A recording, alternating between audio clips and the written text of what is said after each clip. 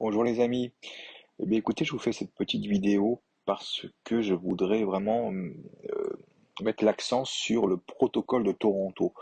Je pense que ce document est en mesure de mettre d'accord les complotistes, les normies, puisque c'est un document qui est vraiment très antérieur à ce qui se passe actuellement, et c'est prouvé, et qui vient détailler de manière quasiment clinique ce que nous vivons depuis quelques décennies.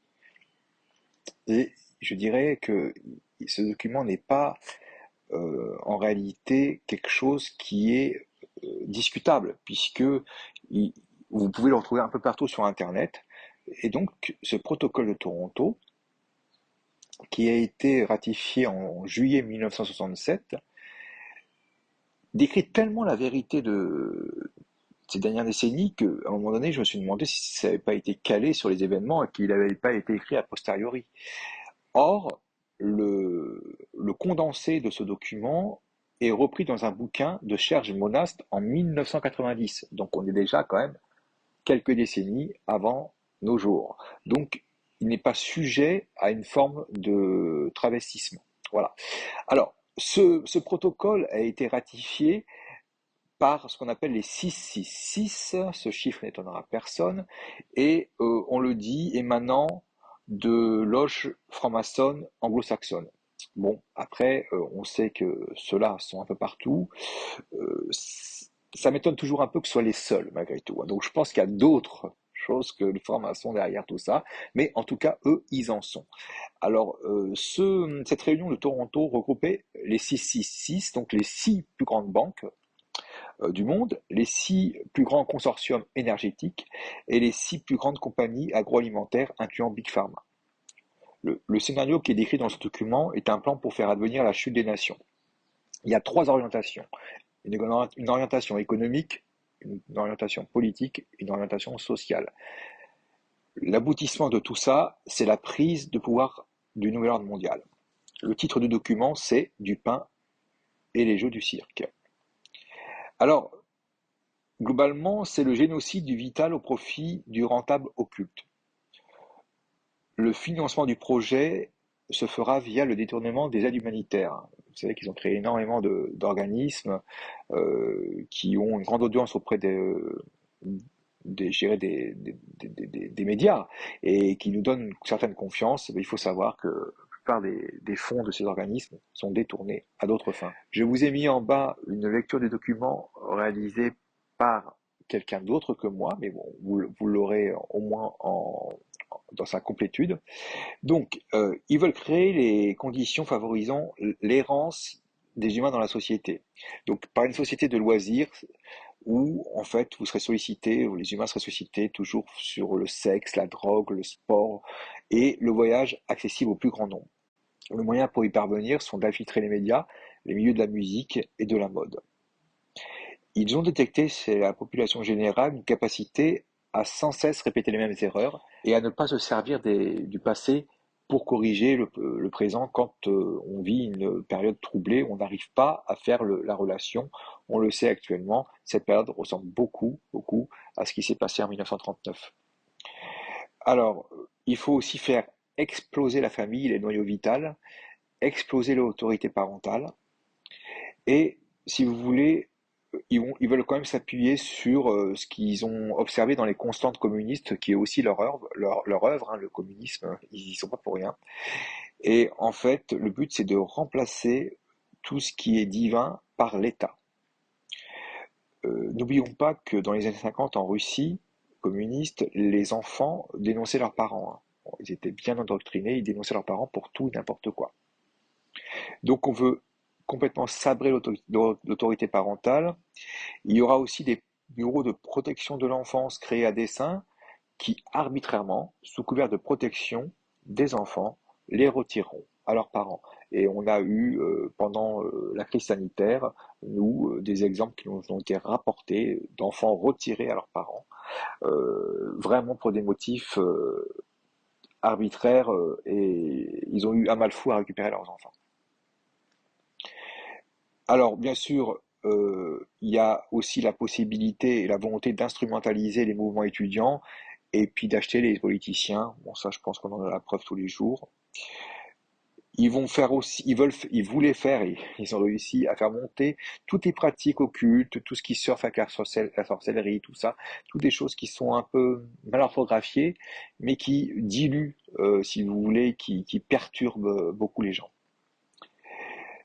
Il y a aussi un but d'affaiblir psychologiquement chaque être humain depuis l'enfance, afin qu'il développe un handicap, le développement psychologique et moral, et qu'il soit une proie plus facile. Ça paraît tout à fait évident. Sans repère, on se remet à l'autorité. Ils veulent aussi enlever à la jeune génération une base historique réelle, hein, transformer l'histoire, traverser l'histoire et abolir toute limite morale. L'humiliation et le mépris d'autrui seront valorisés. Ça, on le voit dans les bizutages. Toutes les grandes écoles bizutent.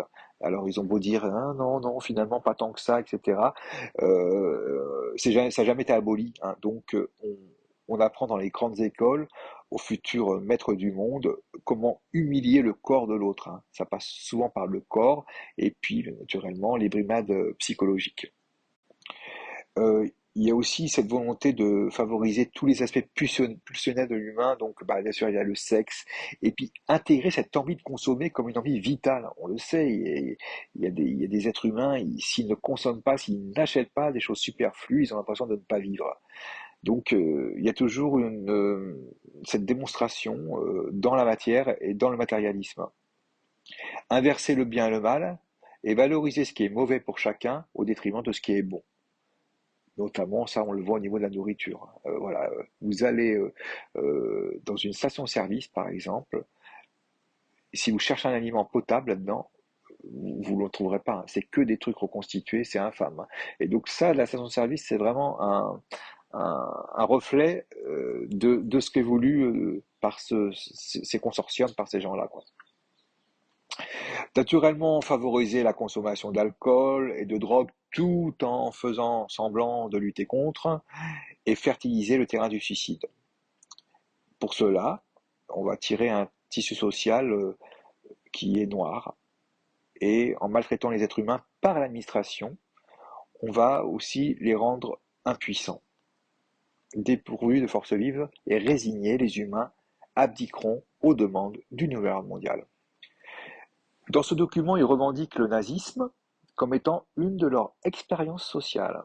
Ils estiment qu'une fois que la classe moyenne aura été créée, ils la feront disparaître. Ils tendent à créer une masse très importante de fonctionnaires pour créer un État dans l'État, quel que soit le leader au pouvoir. C'est ce qu'on appelle l'État profond.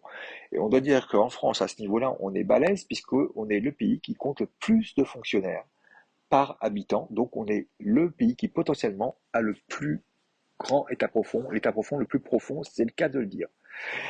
Et donc, pour régenter le monde, ils pensent à créer des organismes supranationaux. Certains étaient déjà créés, ils en ont créé d'autres.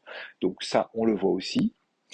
Donc les organismes supranationaux sont à la solde de ceux qui les ont créés. Ils ne financeront que les médias porteurs de ce projet, de leur projet. Et il y a aussi une volonté d'anéantir la ruralité, car elle est dangereuse puisque synonyme d'indépendance. Donc, à défaut d'anéantir tous les ruraux, tous les paysans, ils seront regroupés en coopératives, et ça, on l'a vu, on le voit depuis donc les politiques, les PAC et l'Europe, qui a donc rendu les paysans tributaires de subventions. Une fois que ces subventions ne seront plus, pour X ou Y raison, eh bien les paysans n'auront pas d'autre possibilité que de se regrouper en coopérative. C'est ce qui est voulu. Voilà. Moi, mon diagnostic de ce document, c'est que vraiment, il correspond à une réalité, et que c'est un mixte entre le communisme et le capitalisme. C'est un capitalisme dirigé. Donc, ok, tu continues à consommer, mais tu consommes ce qu'on t'a demandé d'acheter, tu penses ce qu'on t'a dit de penser, etc., etc. Donc, pour l'instant, au point de guet, ils sont arrivés à leur but. Quant à leur but final, on va tout faire pour les en empêcher, car le meilleur moyen de les contrer est de savoir et de faire savoir. Le protocole de Toronto a été écrit par ces démons-là, et c'est un peu leur feuille de route, il faut bien le dire. Je vous embrasse.